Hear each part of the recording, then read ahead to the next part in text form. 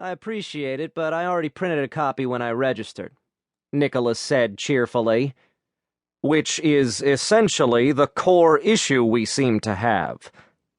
You were expelled.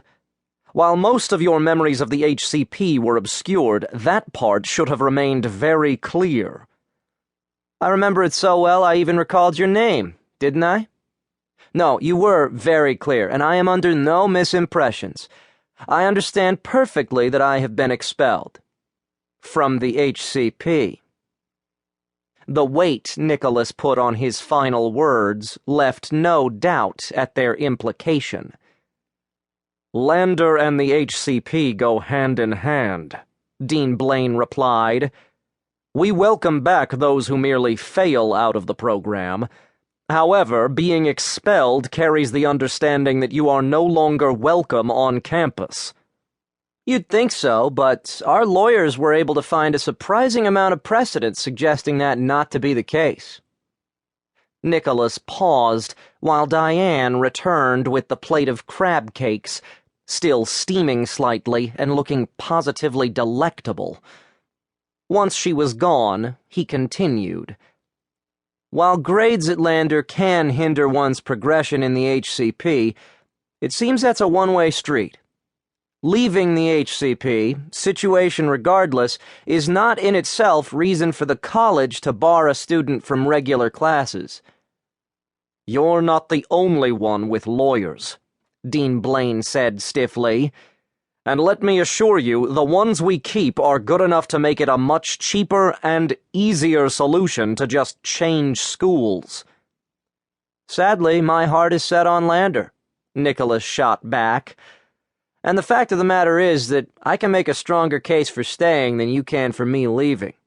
My HCP memories are gone. I can't blow the whistle on any of the supers I was in class with, thanks to the memory mojo, and I'm sure you'll make everyone aware of the fact that they should steer clear of me. On the other hand, all my class memories are intact. I have a community of friends and teachers outside the program that I don't want to leave, and consistency is a key factor for growing minds like my own. You never talked to anyone outside the program. I had enough interaction that my lawyer can paint me as a boy being victimized by the big bad HCP. I even had a girlfriend freshman year. Maybe I want to rekindle things with her, now that I have free time. Dean Blaine took a long drink of the scotch in front of him. It wasn't bad, but he definitely had better. So, you can probably come back. But that still doesn't answer the question of why you'd want to. You seem far more at home here. Nicholas leaned back in his chair, surveying the room around him. Dean Blaine wasn't wrong. This was his kingdom, his domain. Here he was a prince being groomed for a throne.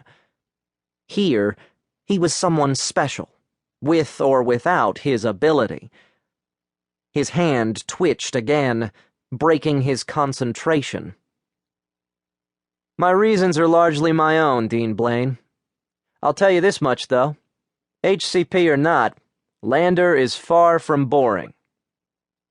Far from boring, Dean Blaine repeated. Indeed.